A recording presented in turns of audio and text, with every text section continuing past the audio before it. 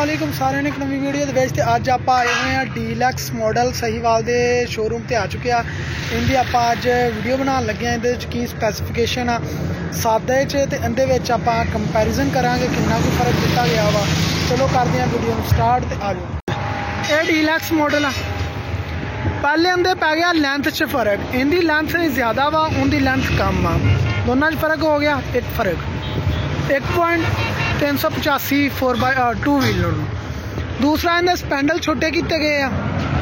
Check कर लो spindle छोटे किए गए हैं। चेक कर लो स्पैंडल इन्हें वड्डे होंगे। ओके हो गया। एक चेंजिंग हो गई इनके रिम चेंज किए गए दोने। जेडे रिम फ्रंट रिम चेंज किया गया वा। उस तो बाद इनू घुमा के तुम इधर करना चाहते इधर कर लो, उधर करना चाहते जो उधर कर लो। मतलब प्लेट नू खोलोगे जैक लगा के इनू खोलो, प्लेट नू खोल के उधर करोगे तो टायर अंदर नू चले जाएगा। बाहर नू कढ़ना बाहर नू कढ़ सकते जी। एक फायदा हो गया इनका। तो दूसरा इनका टायर चेंज किया गया 750-20 का टायर पाया गया।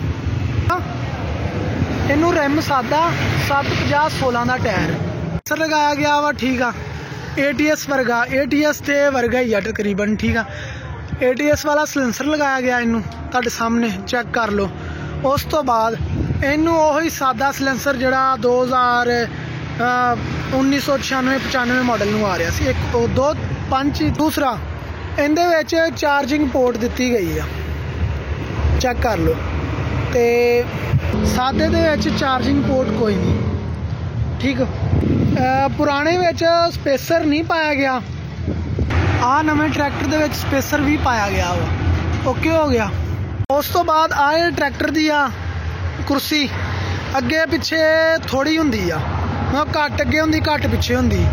तो उस तो बाद इहदी ना कुछ यूट्यूबरां नूं पता नहीं हुंदा वीडियो बनाउण लग्गियां चीज़ां नूं सर्च वगैरह नहीं करते।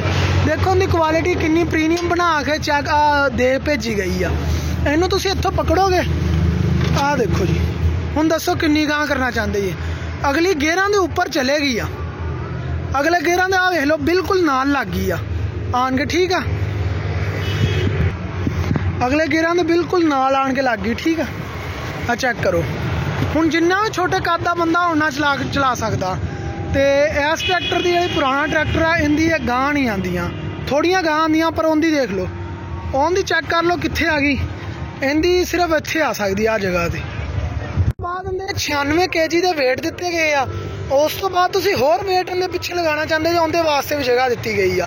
96 kg इधर 96 kg उधर। इन्हें कोई वेट नहीं दिता गया कोई कुछ नहीं उदा ही। इन्हें जरनल के टायरों हाँ इस 18/4/15-30 का वा 18/4/30 का वा। ठीक है इन्ना फर्क आ गया। ओके हो गया। उस तो बाद इन्दियां लैंकां पिछों हैवी की गई वा। मशीनां इन्नियां पावरफुल लगाई गई वा।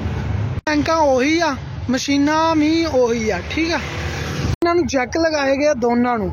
इधर भी जैक लगा इधर भी जैक लगा। उस तो बाद इनू कनोपी लगाई गई आ जरा बड़ा बेहतरीन जा प्लेटफार्म खुला किया गया। प्लेटफार्म के उपर छत लगाई गई बड़ा बेहतरीन करके तैयार किया गया। हुण आपां इनदी इनवाइस प्राइस किन्नी आ जड़ा हैगा डीलक्स मॉडल की इनवाइस प्राइस हैगी 37,50,000 रुपया। सहीवाल के अंदर शरोप ट्रैक्टर हाउस से इन्नी आ। उस तो बाद इनदी तकरीबन इनदी मैं तुहानूं पुछ के दस